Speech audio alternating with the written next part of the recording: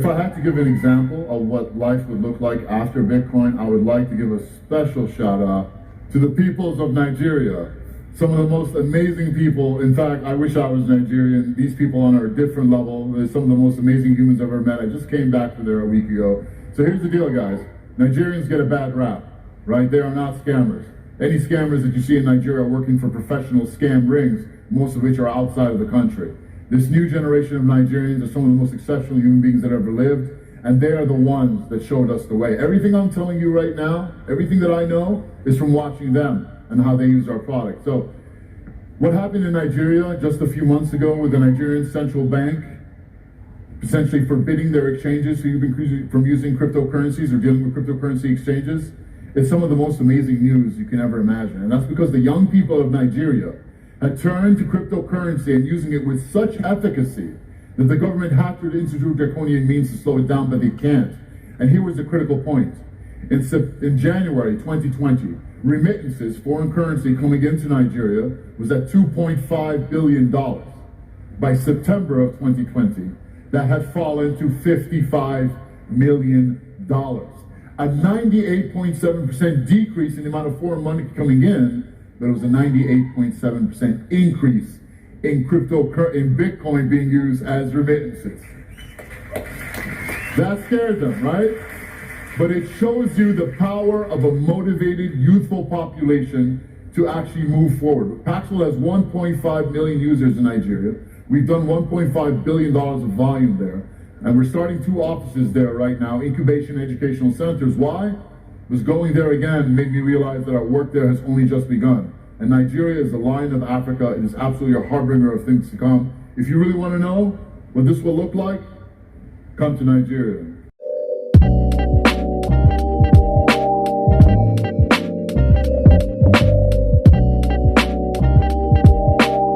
From the home of Bitcoin and all things blockchain, Peckham, South London, this is the Genesis Block Education Podcast, and I'm your host, Bitcoin by Malks.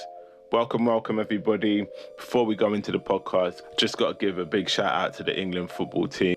So football's not coming home then. Congratulations to Gareth Southgate and the England team in making their way to the final. It's been a tournament upon tournament improvement from semi-finals to a final. We weren't good enough on this occasion. Who knows, maybe next time. I'm not gonna lie, I am a football nut. I love my football, big Liverpool supporter. But when you get into Bitcoin, you just kind of realize there's more important things in life. So, you know, there's a lot of people losing their heads at the moment just because of the football. It's just not that important. But for what it's worth, well done to the players and better luck next time. On to today's podcast. So today we are doing the 4th installment of the Can Bitcoin Fix Nigeria podcast series. Today's episode is Nigeria is the future of Bitcoin. If you listen to the snippet at the beginning of the podcast, that is the voice of the Enigma. That is Ray, Adewale, UFO, Youssef, the Paxful CEO. Paxful is a peer-to-peer platform for buying, selling and trading digital currencies, and it recently turned 6 years old. Paxful has a customer base of about 4.8 million users and has seen exponential growth in regions such as Nigeria in the last few years. The company has a laser-focused mission to deliver its 5 pillars, which are payments, remittances, wealth preservation, commerce, and social good. Now, the snippet at the beginning of the podcast was taken from the Bitcoin Miami conference, and it's a piece of video that actually went viral. As you can probably tell, Ray has fallen in love with Nigeria and Nigerians and their hustle, but Ray is of the belief that Nigeria will lead the way in Bitcoin adoption across the globe. In fact, he believes they already are. Without giving away too much, if you haven't listened to any of the previous episodes of Can Bitcoin Fix Nigeria, please check out the Genesis Block Education Podcast YouTube, or alternatively go on the Bitcoin by Malks website. Guys, just a heads up, there were a few technical difficulties in doing this podcast, and so if you hear any disturbances, please ignore, just power through them. We did run out of time. There were so many questions that I had for Ray that I wasn't able to ask, but definitely will need to be a part 2, and I'll definitely catch up with Ray on the other side. So guys, please like, share, comment, visit our website, bitcoinbymalks.com. and you have any questions or queries, please reach out. Over to you, Ray. Ray, thank you for your time. You're like Captain Planet. You're like everywhere in the world at the same time. Very like you're in a different country literally every day. But I just want to thank Christina and Aisha for managing to nail you down to do this podcast interview. So thank you for your time. Thank you. It's my honor. And you're currently where? Where are you currently based now? I'm currently in Moscow now. Oh wow! For a few days, yeah. Cool. Well, so I'm in London, UK. So I'm a little bit hungover because yesterday there was a big football game. Yesterday, I don't know if you noticed, England has made it to its first final like ever, which has been a bit of a national embarrassment for the country that supposedly created the game of football to actually make it to its first final. So a little bit hungover. But today we're not talking about England. We are talking about Nigeria being the future of Bitcoin. Now, this podcast series, just to give you a bit of context, Ray, was kind of inspired by the post-COVID statistics, on-chain statistics, which were coming from Bitcoin, specifically occurring directly after the COVID pandemic kicked in. And we saw a spike in transactions on the Bitcoin blockchain in Nigeria. And for me, as someone who's worked in Bitcoin, worked in the industry, and I'm someone of Nigerian origin, I really wanted to kind of dig into what is happening from a transactional perspective in Nigeria and the African continent. And so that we create this podcast series, Can Bitcoin Fix Nigeria? So the reason why we have you, Ray Adewale Youssef, that's your full name, right? Have I pronounced it right? Yeah, it's Ray Youssef is my full name, but I have been blessed with two Nigerian names, a Yoruba name and an Igbo name. Oh, so Igbo name and a Yoruba name. Okay, I didn't know that. I'm blessed with a lovely name.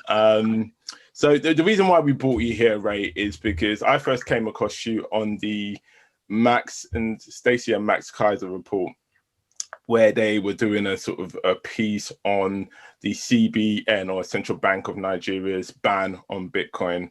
And you kind of had an extensive view on the drivers behind the ban. And I was just really intrigued. I'm like, who is this guy and why does he know so much? And obviously the reality is that you obviously run Paxful. So can you tell me a little bit about yourself? What's your background? How did you get into your position at Paxful, and what's your journey into the Bitcoin space? Sure. So I'm an immigrant. I'm a first generation immigrant to the United States. I got to the United States when I was 2 years old, but I was born in Egypt. Oh, wow. Okay. Both my parents were Egyptian. Yeah.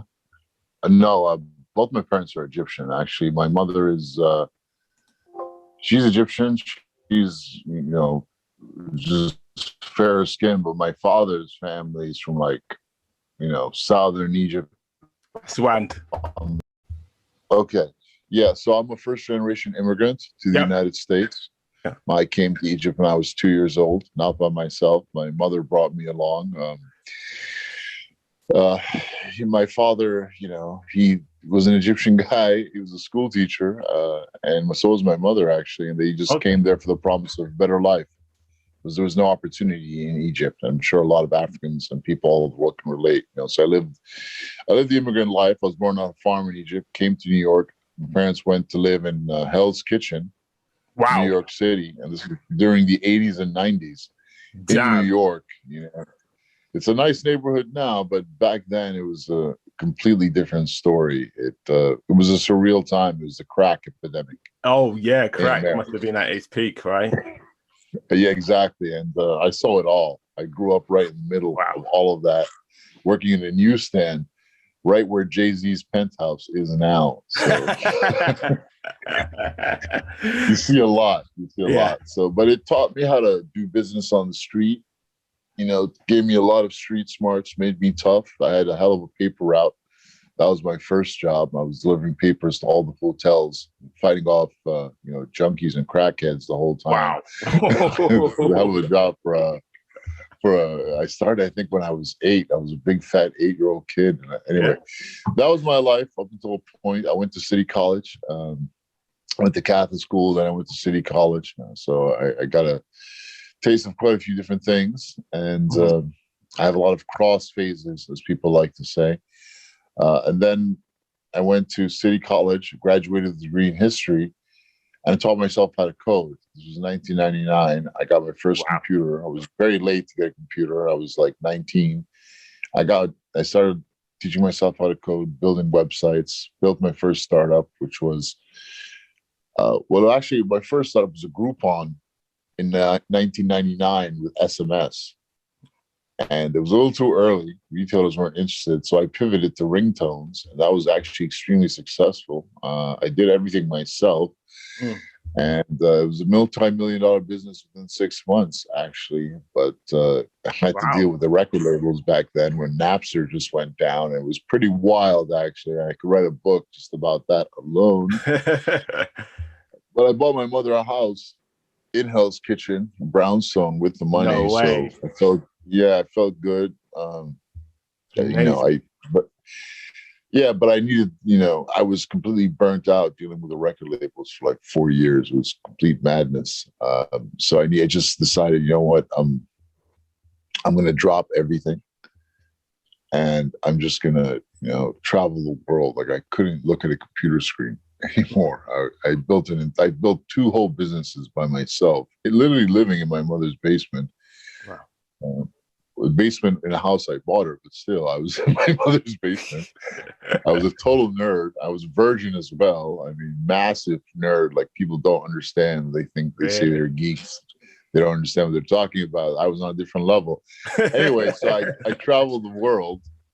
I did boxing. I did MMA. I was trying to find myself in, poetically speaking, you could call it your ashes time. It's when people kind of burn the old them away and try to discover something new.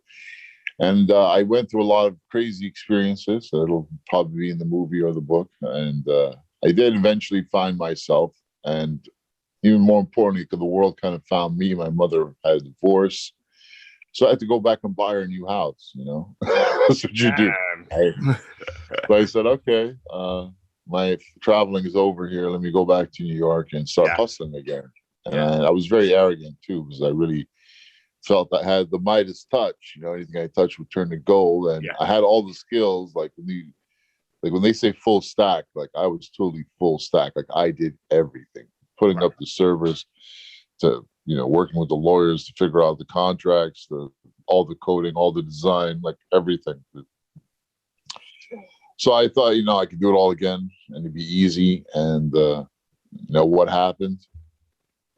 Well, God has a way of kind of checking you in place when you get out of line, right? And I failed double digits in a row, and it was intense until I finally ended up really at the absolute bottom of my life. I just didn't understand why I couldn't get another huge hit again. And some of those startups, they were doing okay, but that wasn't good enough for me. I wanted to really change things. Like I was driven to really excel. So I would keep going from one to the other until I found something, and I couldn't do it.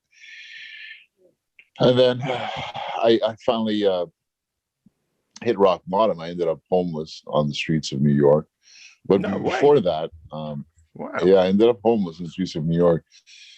Because I ran through all my savings and everything, and I was unemployable, basically. I refused to work for anyone else. I couldn't work for anyone else. But, let's rewind a little bit. Before that happened, I heard about Bitcoin, and I went to my first Bitcoin meetup, and I met my co-founder. Mm-hmm. His name was Artur. He's from Estonia, and we got along. We both believed that, Bitcoin could really help the little guy. And we decided to start something together in Bitcoin. And we went at it for like a year, and it didn't work. And that's when, we both lost our place. And, I was trying to figure out what could we do next. that would really take us to the next, that would actually work with and using Bitcoin, that would truly fulfill Bitcoin's original mission, which is, to help the little guy, to help the people that actually needed help. That's what the entire community was like excited about in the very beginning. It wasn't the price of Bitcoin and all this speculation. It was Bitcoin actually helping people. Yeah. And then, again, we got to this place where both me and my co-founder were homeless at the time, where I got him a place to crash on my friend's couch. But, me, I was kind of shuffling back and forth and spending a couple of days every week, just kind of, I called it walking the streets. Anyway, so I'll skip ahead, but I was forced to actually ask God for help, like in a way that I never had to do before. Yeah. And it was on a very special night. It was the night of power during Ramadan. I don't know if you're familiar with it, but they say it's better than 1,000 months. And whatever you ask for there is magnified by 30,000x. Any charity or good tell me, deeds. You tell me the date of that. I'll put that in my diary. Yeah, I'll be sure to tell you next year. It's not actually a random night out of one of the 10 last nights or the random nights, but I definitely caught it that time, and I poured my heart out to God, and I asked for success, and I got it. Since 6 years later from that day, here we are, right? And it was just a few, days after that we really got the idea for Paxful. And that, a friend of mine came up to me, noticed I wasn't doing too well, and he said, "Hey, man, don't you know that you can sell Bitcoin for gift cards and make a huge profit, like 50% or more?" And I was like, "No way, man, it's a scam." Yeah. But I was desperate, so I tried it, and it worked. You could redeem a $500 PayPal My Kish gift card, and you just paid for it with $250 worth of Bitcoin. And I was like, wow, this is amazing. That gift card no longer exists, but there's still huge profit potential opportunities up to that level of profit. Impactful right now. So anyway, my co-founder and I, saw it work. We scaled it up, and we're like, this is amazing. Let's build a platform where everyone can do this, because and the gift cards are honestly the best way to onboard the unbanked, because it's basically digital, a form of, like, it's a digital asset that can be purchased with cash, and it has inroads to the top economies in the world. It's a $140 billion a year business. This is the perfect thing to onboard the unbanked. So we built Paxful. We built Paxful in the course of 72 hours. It was a crazy bender that started on like Friday afternoon and ended on like, I don't know, Monday morning or something like that. And we put it all together, and we got it working. And it was pretty rough in the beginning, but we were proud of it. But it didn't truly take form until I got this call. And it was really early. I think it was 3:00 in the morning. I was sitting in a WeWork in Soho with my co-founder. And I get this call on the phone from this lady who's completely desperate. And she's yelling in the phone. She's like, "I'm down to my last $13. And I need this Biddy Coon." I'm like, "Excuse me, this Biggie Con." Biggie Con? She was talking about Bitcoin, but she could barely pronounce it. Okay. And I was like, "Why do you need this?" And it turns out that she was trying to post up an ad on a classified ad site that had lost their merchant account. And when an e-commerce merchant loses their merchant account, their only option is to accept Bitcoin, like, honestly, in the world. The problem is that none of their users knew anything about Bitcoin. And even worse, this lady was unbanked. She was an American lady, a white lady from Louisiana, unbanked. She didn't want a bank account, right? And I didn't realize it, but there's like 40 million of these people in the United States. And I was like, wow, how did you buy stuff before online? And she's like, "Oh, I just bought a one vanilla Visa gift card." I'm like, okay, so that's not going to work anymore. Say, don't have a processor that accepts Visa. They do accept Bitcoin. So I asked her, with your last $13, can you go to the drugstore and buy a gift card? And she said, "Yeah, I can get a Walmart card, $10 Walmart card." I'm like, "Okay, great. Go do that, please." She calls me back like 20 minutes later. I walked her through the entire process of redeeming that gift card for Bitcoin on Paxful. Extremely time intensive. It took like an hour. And then I walked her through the entire process of sending that Bitcoin to the address. It took another hour. You wouldn't believe how complex it was. Imagine trying to teach a normal person how to copy and paste a long, scary password from hell, like a Bitcoin address, onto barely a smartphone. Wow. It was a nightmare, but it that whole process, as rough as it was, showed me our product through the eyes of a normal human being. And because of that, we went back in and we redid our whole product to be mobile first, to simplify the entire process of acquiring Bitcoin and sending it out. You have to understand, like, there was no other way on the planet for this lady to get Bitcoin. And that's why she was so frustrated when she was calling me up. I could literally hear her children screaming in the background. She's about to be evicted from her home. Wow. She was super frustrated. She was insulting me half the time. Like, this lady was really under immense stress. And, anyone else would have hung up in her face, but like, I really felt her. I'm an empath, and I felt this lady's pain, and I was like, what is going on here? So I wanted to help her. So I did help her. And when I did, it was great. She hung up and she said, hey, she just hung up, but she called up the next day and she thanked me profusely. Apparently the day was saved. And after she hung up on me,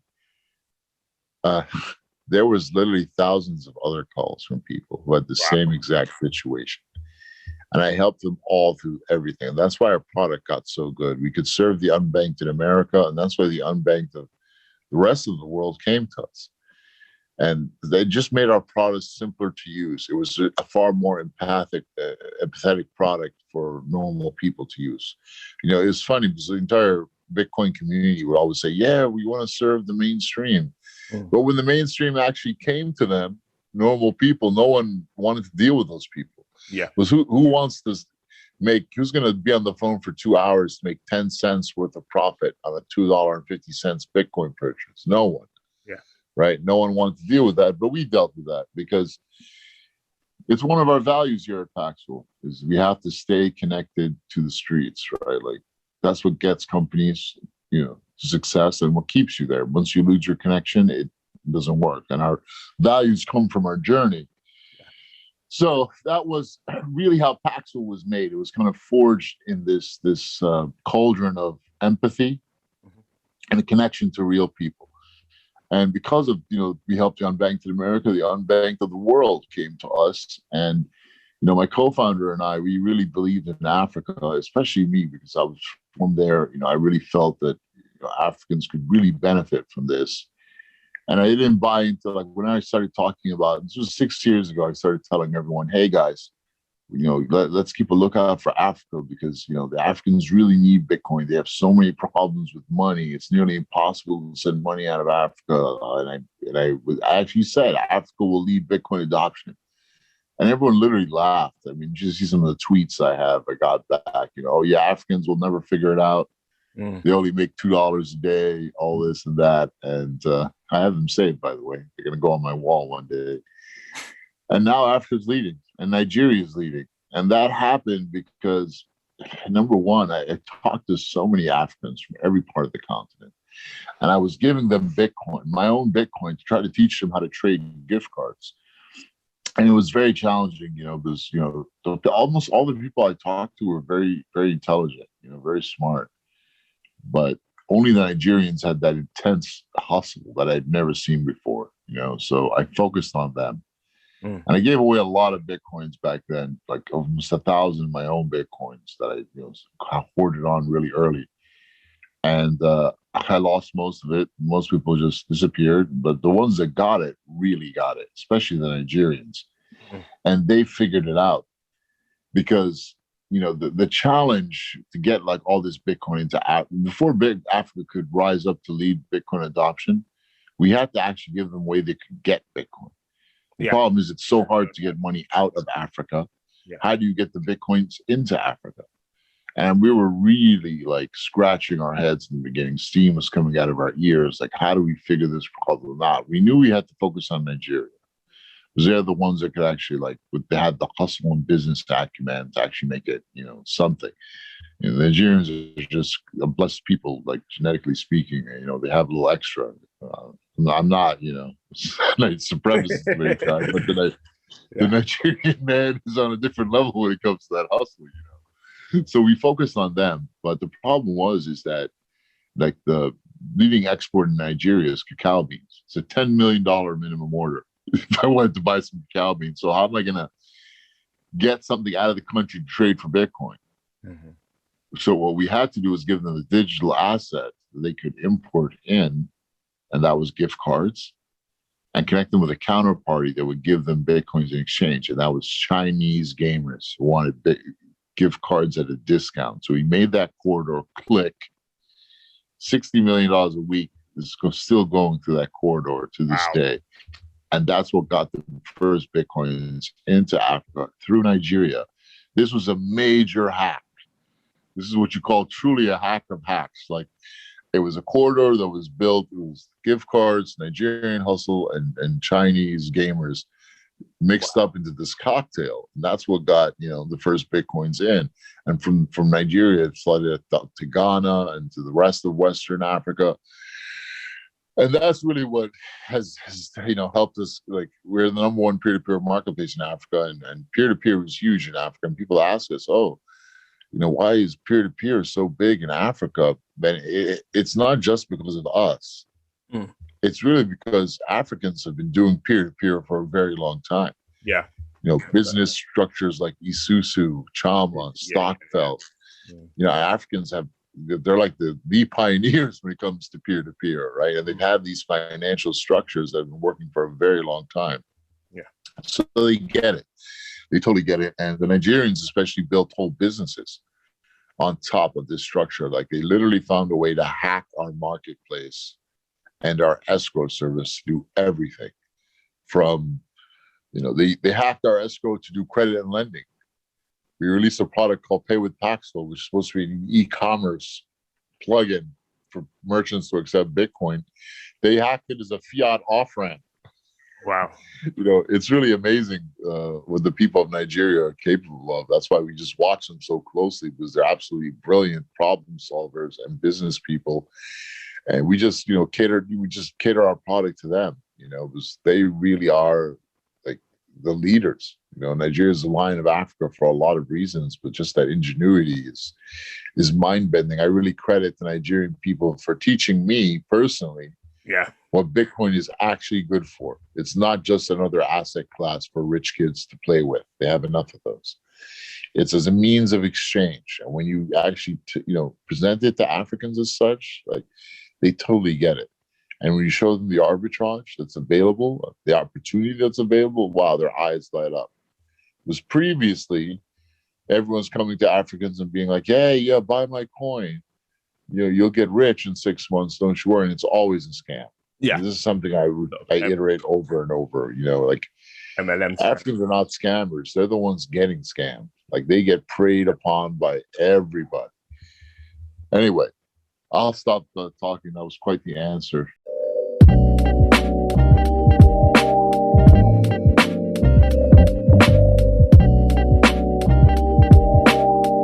So, unless you've been hiding under a rock recently, you may have heard about this thing called Bitcoin. Bitcoin is everywhere at the moment, with people saying it's one of the most important inventions of the 21st century. If, like many people, you're still not sure or haven't got a clue what all the fuss is about or where to start on your learning journey, Genesis Block Education has the course for you. The Bitcoin Basics Beginners course is now available on Udemy. It's packed full of lectures, activities, and easy to follow resources which will give you the fundamental knowledge on what Bitcoin is, what makes it so valuable, and most importantly, how to obtain and secure it. If you want more information, please see the show notes or visit us at bitcoinbymalks.com, the Bitcoin Basics course. Without Bitcoin, there is no cryptocurrency.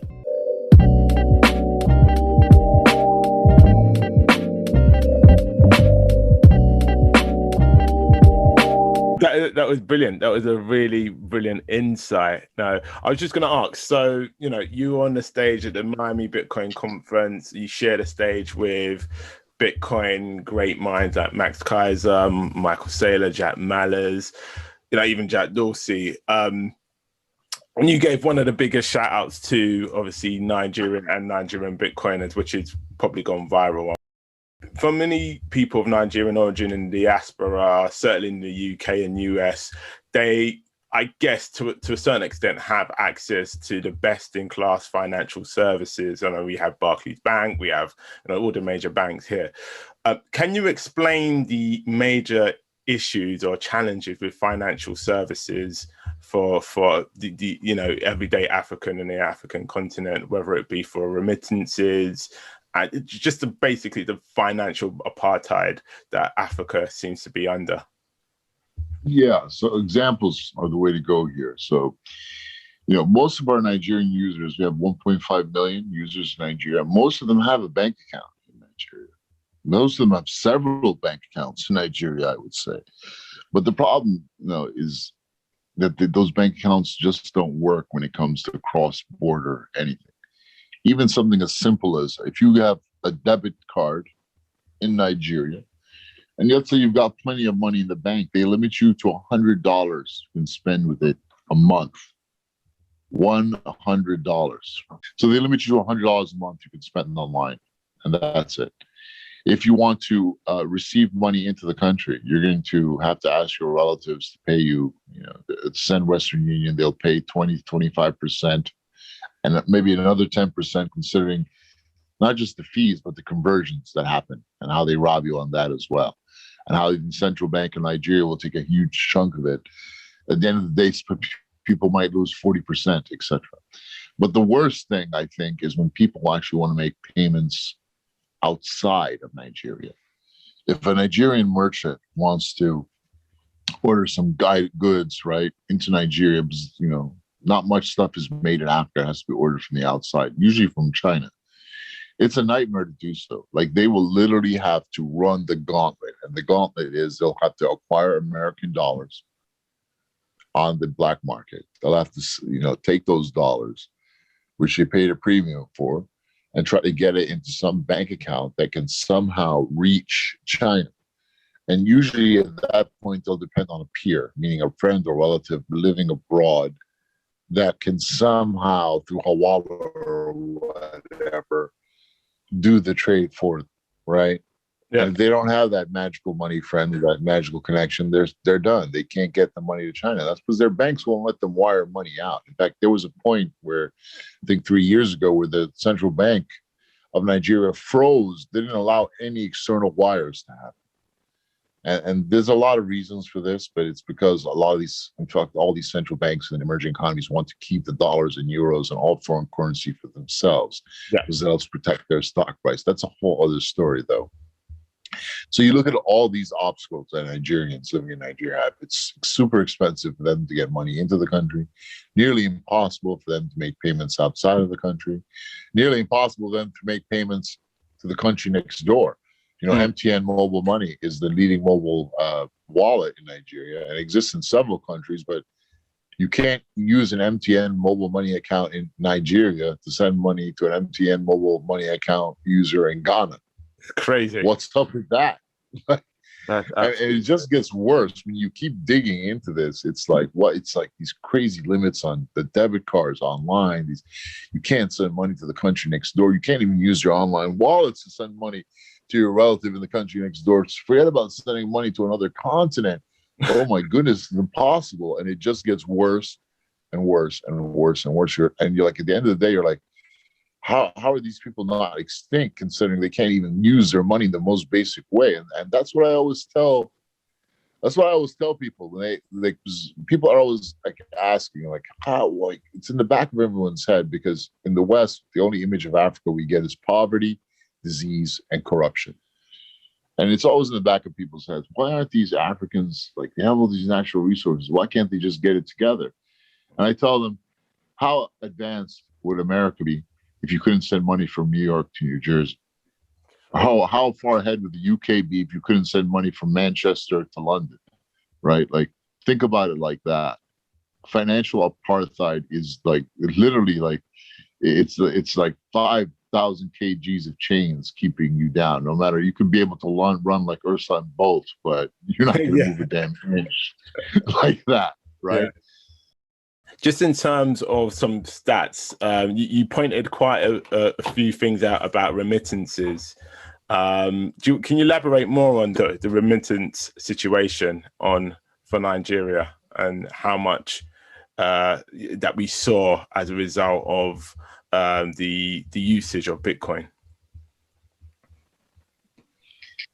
Well, the Nigerians have figured out some really creative ways of sending money back home using gift cards, using all manner of financial instruments. And like, for example, a lot of our Nigerian users will tell their family in California, hey, just buy me a gift code, buy a gift card and take a picture of it from the drugstore and just send me the code.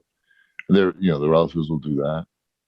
And then the fellow in Nigeria will just take the code, he'll sell it to someone on Paxful, someone in China on Paxful or Asia, and he'll basically sell the gift card code and buy some Bitcoin in exchange with it, and then he'll take the Bitcoin and he'll sell the Bitcoin to someone in Nigeria at a premium, and then ask that Nigerian to pay him by sending a local bank transfer from his Nigerian bank account to theirs.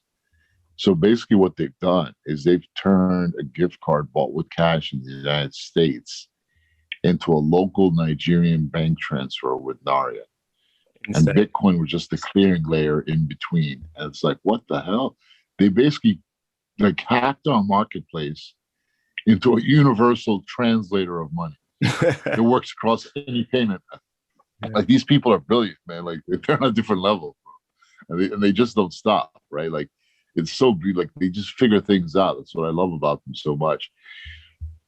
And it really is a universal translator for money, because with any two peer-to-peer transactions, any form of money can be turned into anything else. But it gets better, because you can start taking this universal translator for money and building businesses on it by focusing on trade routes, right? Like the classical entrepreneurial journey, right?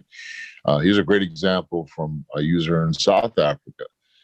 This dude, he focused on Nigerian migrant workers in South Africa because he knew them very well. So there's a Nigerian in South Africa, and he saw his brothers and sisters there. Like, he managed to get a bank account there, but none of them had bank accounts. They just had cash, and they just wanted to send money back home to mama. So he told them, no problem. Yeah. You just deposit this cash into my South African bank account that I got, and I will get the money home to your mother in Nigeria, either by, sending money to her bank account or your bank account or her MTN mobile money or whatever you want me to, and it'll be instant. And I'll only charge you half as much as Western Union. And it worked. And he basically just took that cash, bought Bitcoin with it on Paxful, and then he would sell the Bitcoin to someone in Nigeria with their MTN mobile money or or local bank transfer, and it would just be instant. And he still made a great profit, but undercut Western Union by half. Win for everybody. So this guy literally built his own little version of Western Union on peer-to-peer. I'm like, there you go. I mean, you can do. A girl in Kenya, she built her own little version of PayPal on this. Like, you can literally hack any kind of financial application along any use case using this kind of Swiss Army knife for money that is a peer-to-peer marketplace. That's amazing. So the title of this podcast is Nigeria is the Future of Bitcoin. And from your perspective, what gives you so much conviction that Nigeria will lead sort of the next phase or the next generation of Bitcoin mass adoption? What are the key aspects that stick out for you? Well, if I were to answer this question logically, a logical person might say, well, Nigeria is already leading Bitcoin adoption globally, and it is, but that's not the core reason. That's just a symptom of what the people really have. That there's something special about Nigerians. I don't know if it's living in that kind of pressure cooker, that really forces people to excel, but I think there's just something about their DNA, like 6 out of every 10 Africans living outside of Africa are Nigerian. And wherever you find a Nigerian, these homeboys and homegirls are always like excelling. Like, they are just either doctors or lawyers, great business people. Like, they find a way to add value no matter where they start. It's really amazing. So I have to give it to the people and just their drive forward. That's number one. You can't fake that. You can't teach that either. Either you got the hustle or you do not. And that's what I tell people in my company every single day. You know, like, be like Nigerians, bro. Nigerians don't eat humble pie. They got to get to the top, or else you just go home, right? Like, this is the kind of attitude you need to have, especially in the money business, because it's an absolutely savage game, and you're dealing with, some real predators out there, and they're not African, they're Central European bankers, right? We've been preying upon the world for a very long time. Like, these are real predators, man. You've got to be on it. If you're not, you're just going to disappear almost immediately. So besides that, you look at Nigeria, it's the problems that they have with money, right? And I mentioned a couple of examples here, but these problems are all over Africa. So we discussed the people. We discussed the problems that they have. There's 2,000 payment networks. Only 3% of them talk to each other, including all the banks. So is there anything else? And I have to say yes. I have to say that it is truly the time. It's truly the time, because you have this population in Africa of people, young people, who are uniquely driven, who are quite brilliant. Like, there's 60% youth unemployment in Nigeria. It's one of the few places in the world where you'll go to where, like, you'll bump into random unemployed geniuses all over the place, right? And you'll see some of these guys, like, they'll be like sometimes selling stuff out of their car, and the guy's a complete freaking genius. And it's like, what the hell? It's mind blowing, right? And it's the first time in human history that we have had the tools to fight back against this financial apartheid, right? So you've got this incredible population of people who have been through so much, and it's the first time now that they actually have the tools to break away from all this. They have a path forward, and that is the fact that peer-to-peer has been socially accepted. It was always socially accepted in Africa, but now, like, you can do peer-to-peer money, right? You can do people-powered money, and Africans have been doing this for a while, but now, because we have the blockchain, we're actually able to extend out this peer-to-peer network to everyone with this trustless system based on the blockchain.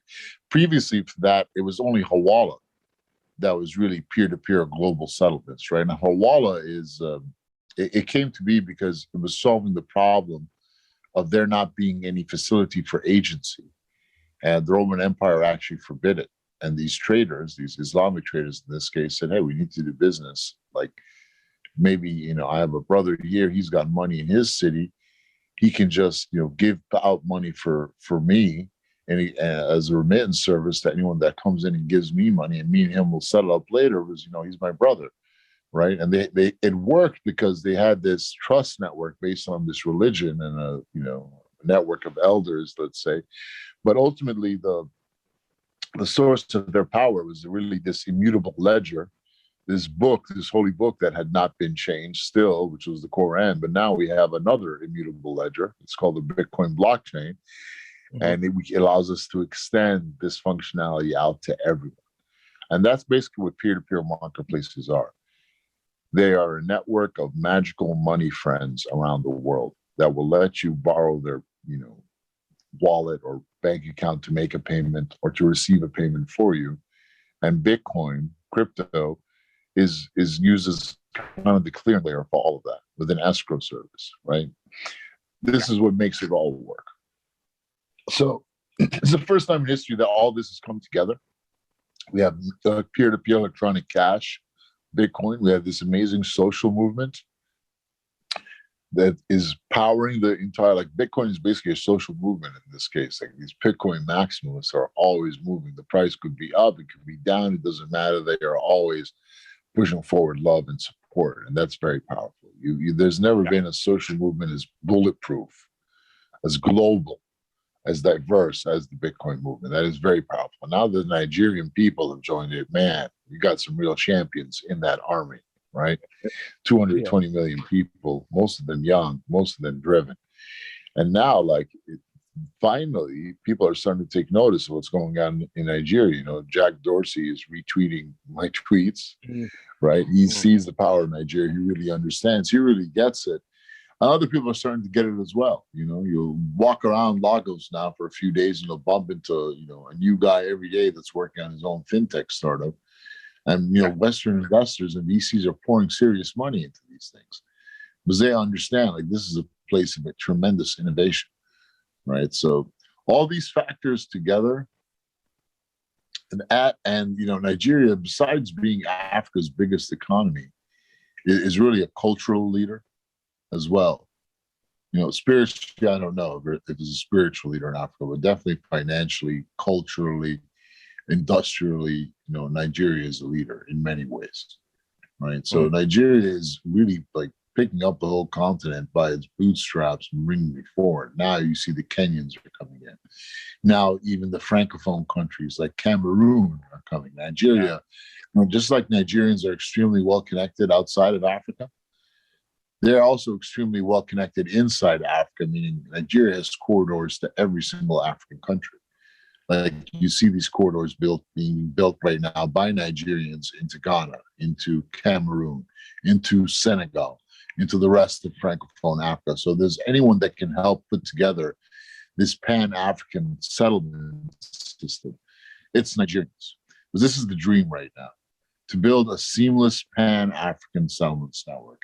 That alone will unite Africa in a way that has never been united before. And it will unlock tremendous amounts of wealth. It will unleash tremendous amounts of wealth that have been trapped there by this curtain of financial apartheid, right? Like, look at Ethiopia.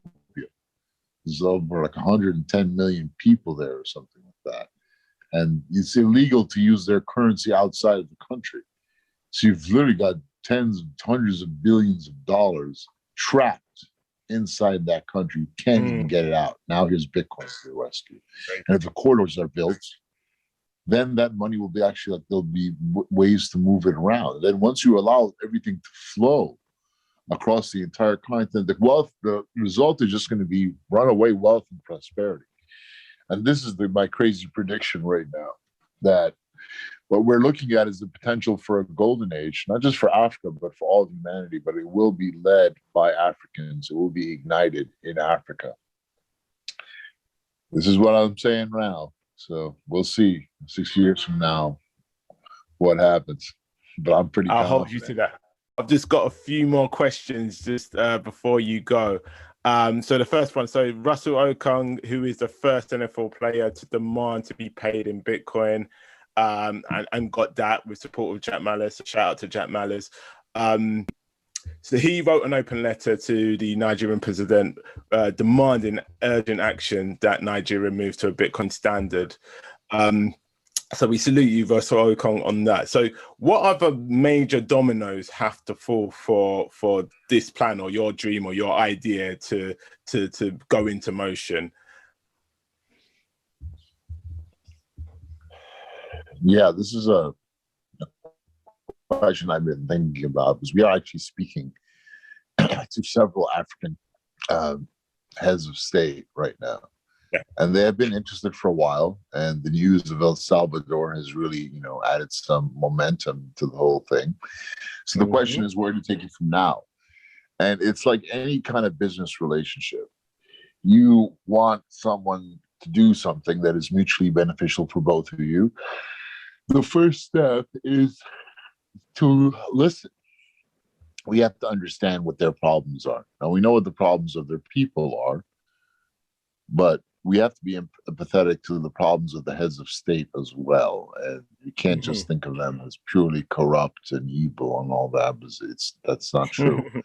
They're under a lot of pressure, and they're under pressures that we can't imagine. A lot of those pressures come from the outside, from central bankers, from the heads of other countries, European countries, American countries, America in specific, right? And what kind of pressure are they putting on them? Because if I was the head of state of one of these countries, I'd print up all this local money. I'd put my people to work building roads, wells, schools. I'd just get everyone to work. That's a creative opportunity of any government, is you can create money. The problem is they can't really do that, because if they do, their money system, the value of their currency will basically be attacked on the open market. And it'll be attacked by these central bankers who are pissed because they don't want them making their own money and putting their people to work. They want them borrowing their money and paying them interest, which is basically financial slavery. And I take every opportunity to repeat this, because this is the gun that's being held to the head of every African leader, every West Global South leader. Like, oh, you can't print money because there'll be inflation. Yeah, there will be inflation, but it's artificially imposed from the outside, because there is no inflation as long as the money in circulation, the volume of that, matches the amount of potential work that can be done. And clearly they're completely out of balance right now, but if leaders try to bring that into balance, the currency wars begin, right? And this is the biggest problem in the world right now. It truly is. It's the reason why poverty exists in places like Africa. It's the reason why these countries can't get it together, right? Because they absolutely could. They have all the tools at their disposal, but they're dealing with really a hostage situation, if you think about it. Like they are under, totally. It's that bad, right? So what can Bitcoin do to help them? The first thing they want to know is, hey, Bitcoin won't take foreign money out of our economy, because they depend on that foreign money to keep the value of their local currency held up high, right? So it can't be devalued so easily, right? It's also their checking account that they can use globally to buy things, whether it's weapons or medical supplies or whatever it might be, right? So they want to make sure that Bitcoin is not going to take money out of their economy. If anything, we have to show them, hey, this Bitcoin business can bring you more foreign currency. In fact, if you think about it like this, if you think about it like, I'll tell you a story. My executive coach was telling me about this billionaire he was working for, and this guy wanted to build a chain of supermarkets in Egypt, and he had everything lined up to employ 500,000 Egyptians, but he pulled out at the last moment, took the business to Iran. And it was because he had no way to pay the Egyptians. They didn't have any bank accounts at all. Unfortunate, right? But, what if he just paid those Egyptians with Bitcoin? I would like that, because, it would allow our Egyptian market to grow, because then those Egyptians could just cash in their Bitcoin for local money, probably at a profit, and it would help us get Bitcoins into Egypt. But Sisi himself and the government could also be like, hey guys, just give us the Bitcoin crypto here at our local collection stations. We'll give you Egyptian pounds. And the beautiful thing about that is it would allow the Egyptian government or any African government to collect all this crypto. They could sell it at any moment for any foreign currency they chose via OTC. And it would also get a lot of Bitcoin into the economy as well. And even better, it would allow Egypt and all these other African countries to put the labor force they have in the country to work, making them foreign money, as opposed to them just depending on their remittance diaspora communities outside of the country. So that's just one way I thought of showing them a new path forward, where they have more control, where they can leverage the workforce inside the country. And that's a really powerful thing, because these countries are looking for ways that they can leverage their labor force inside the country instead of having them there be unemployed. The only other way is, hey, let's just make local money we can create out of thin air, put these people to work. But they can't do that because there's a gun pointed to their head. But what if they open up the floodgates to all these other businesses that want to access their local labor force and say, hey, if the problem, the friction was that you couldn't pay them, well, now you can just use Bitcoin and crypto, and that should remove enough friction to make that a viable option for these, whether it's someone living in America that wants a private assistant, a virtual assistant, or a company, whatever it might be. We basically have to show these guys paths to wins, corridors that can be built that will solve their biggest problems on the nation state level and bring wealth and prosperity to their people. It's basic business. Whether it's mobilizing their diaspora communities in a structured way to bring all this foreign currency into the economy in a way they can control, whether it's putting their own local in-country workforces to work and still bringing them in foreign currency, or whether maybe you can think of something even more creative than that, this is essentially the job right now. We sit with them, we learn their problems, and we figure out creative solutions, whether they be hacks or whatever, that solve those problems. And then we have a win. Understood. So just quickly touching upon your time in El Salvador, what are the key learnings that you took away? What from Bitcoin Beach? What learnings did you learn in El Salvador that can be lifted and shifted into Nigeria as low-hanging fruit from day one? Yeah, the thing I got from El Salvador and talking to those hustlers on El Zante, Bitcoin Beach, is that there's no secrets to adoption. Like these dudes are literally there every morning giving surfing lessons to these kids, teaching them about, the virtues of life. And then, they'll teach them about Bitcoin as well. And they'll go to every single merchant there and show them how Bitcoin works. And that was over the course of 3 years, 4 years, that constant ground hustle. That's what it comes down to. That's what builds real communities. It's an actual community. It's not a business proposition, right? It's just the community thing. Like here in this town, we accept Bitcoin. You go some towns in upstate New York where they have their own little currency. It's like a wooden token, literally, right? But it works. It's a community thing. So, and that's how things start. Now, El Salvador is very lucky in that they have quite the inspired leader, this president of theirs, Nayib Bouelki. He's amazing. He's really a progressive leader. He cares about his people, and he's thinking ahead, and that's why he's doing this. There's the only leader on that level in Africa, I'd say, is Paul Kagame in Rwanda, right? He's an amazing dude. Other than that, the last guy we had on that level, he got taken down, bro, savagely, man. So, and that's usually what happens to African leaders that will attempt to actually help their people. So, and that's where peer-to-peer comes in. And so the beautiful thing about Bitcoin is it's peer-to-peer. Paxful is peer-to-peer. All the startups I've built are peer-to-peer, and there's a reason for that. It diffuses risk. And really, I wish that every African country would do this at the same time. Because if that happened, they wouldn't be able to break the whole thing down one by one, which is what they're used to. It's very easy for them to chop the head off any one movement, but they can't stop an army of mosquitoes. Right. So that's why we're supporting El Salvador, because we want the experiment to be a success so that all these African countries will see, hey, wait a minute, they did this over there and it's brought in investment. It's created wealth. It's given us additional defensive options to protect ourselves from these bankers who are not at their mercy, while at the same time not giving them quite enough reason to send in the Marine.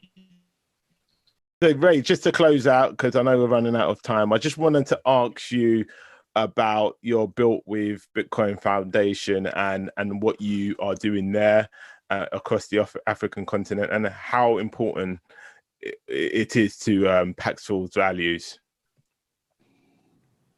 Built with Bitcoin is my mission to build 100 schools across Africa and the emerging world, everywhere in the world, but the first 4 have been in Africa. I was born in Africa. I am African, so Africa is close to my heart.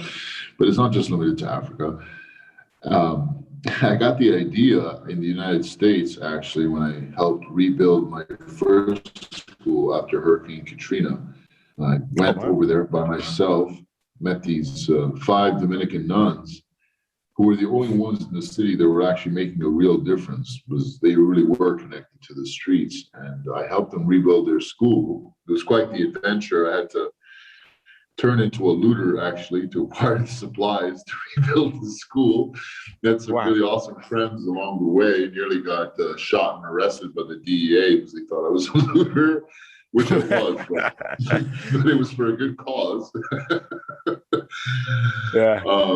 But it taught me the value of giving back in the right way. And, I met this dude on Instagram a couple of years ago. He was building an orphanage in Afghanistan. I was so impressed by what he was doing. And I talked to him, and he was so honest. 100% of everything given went to actually helping the people, which was a huge shift. Because usually 95% of any donations you make to these so-called charities will go towards just paying the salaries of people at desks, which I consider a scam. by the Very way. true. The whole thing Yeah. is just, but that's why I said, this, I'm not going to give money to this. This is just some feel good nonsense. It doesn't actually help people. So that's why we started Built with Bitcoin, Built with Bitcoin Foundation. It's a 501c3. Everything that you give actually goes to helping the people on the ground. And I'm very proud of that. And, we've already built 4 schools. We're not just, it's on a pipe dream. It's actually happening. And all these schools are built with Bitcoin. And they're built, it supports real labor on the ground. We make jobs over there. We get Bitcoin into the economy.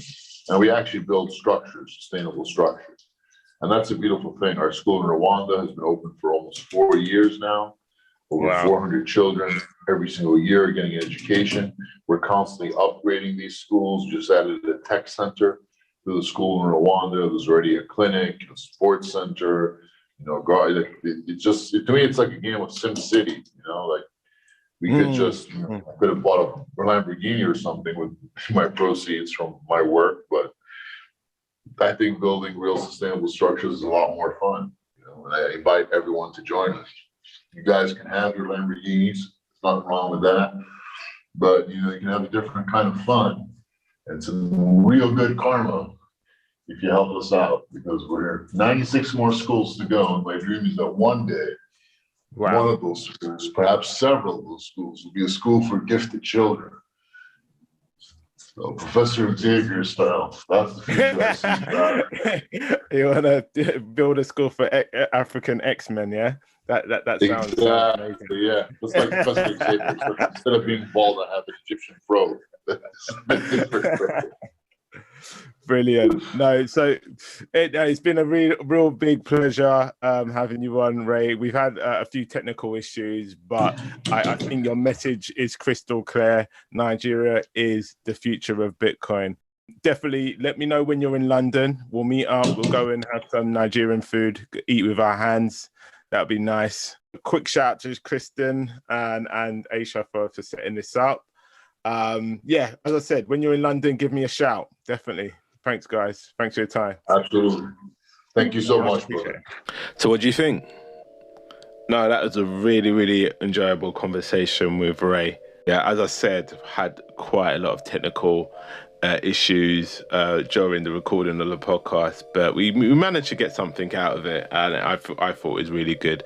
Ray's really good at conveying his message and really just giving an in-depth view and analysis of the current state of play with Bitcoin consumption in Nigeria. There were many questions I wanted to ask him, just in terms of touching upon sort of the current strife in Nigeria, political, religious, monetary, all those issues.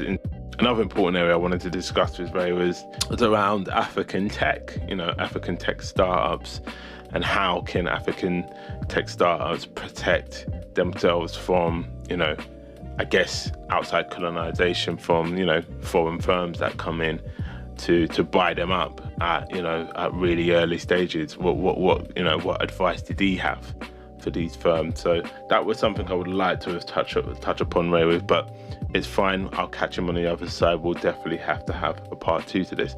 So, okay, before I let you go, my 2 cents. What are my 2 Satoshis, should I say? And my 2 takeaways. Well, there is a lot of financial fuckery, sorry for my language, but let's call it that we don't see.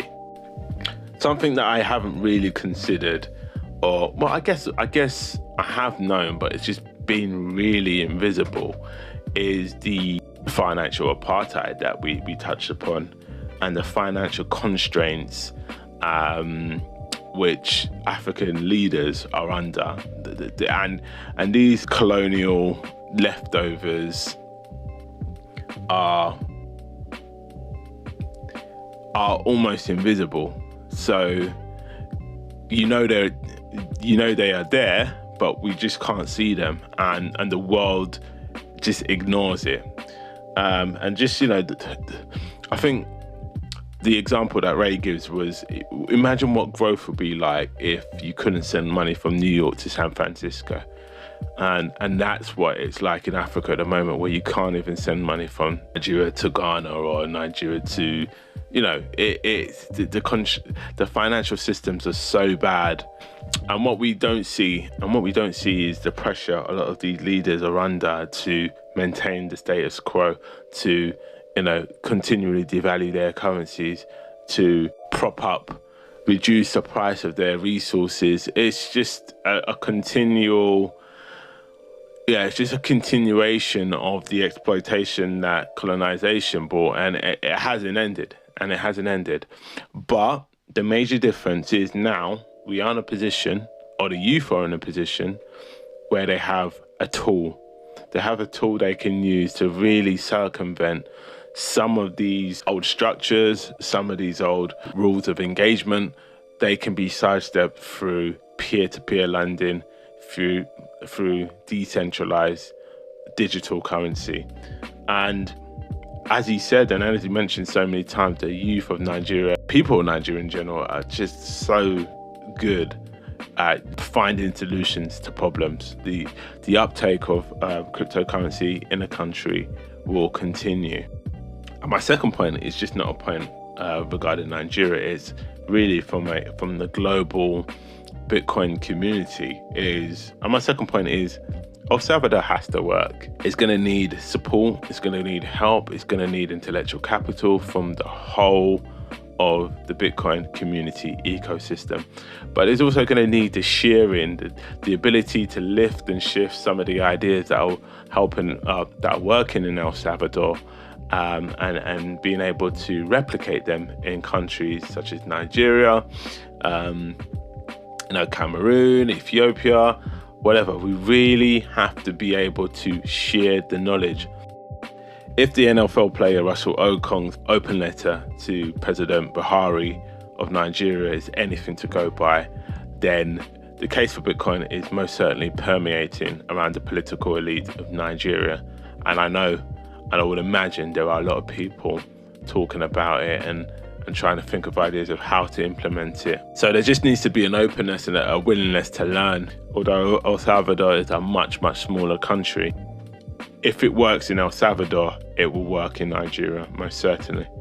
With its broken infrastructure, its broken political process, broken money. There's so much that needs fixing. But with Nigerian youth, you have an upwardly mobile youth, which are hardworking, resilient, and ready for the challenge. And to hear those views from someone who's, I guess, an outsider, raised not from Nigeria, who's someone who's come from New York, obviously of Egyptian origins, someone from the outside to see it, you must certainly see that in yourself. So that's my shout out to the Nigerian youth. You have the power. You got the power. So those are my 2 cents. Okay, to close out, if you want to get in contact with Ray, please see my show notes. I've listed his contact information there, so please reach out to him. Amazing guy. Ray, hit me up when you're in London, man. Drink some palm wine in that. So this podcast and previous podcasts will be on the Bitcoin by Malk's website, and of course, a Bitcoin beginners course on Udemy. Check that out. Guys, appreciate you. I really appreciate you guys listening, tuning in. It's just an honor to, have these sort of guests, this sort of conversation. Long may it continue. Long may it continue. So have a great weekend. Come on, England. It's coming home. I'm probably going to regret saying this. This is the Genesis Block Education Podcast. I'm Bitcoin by Malks, signing out. Take care.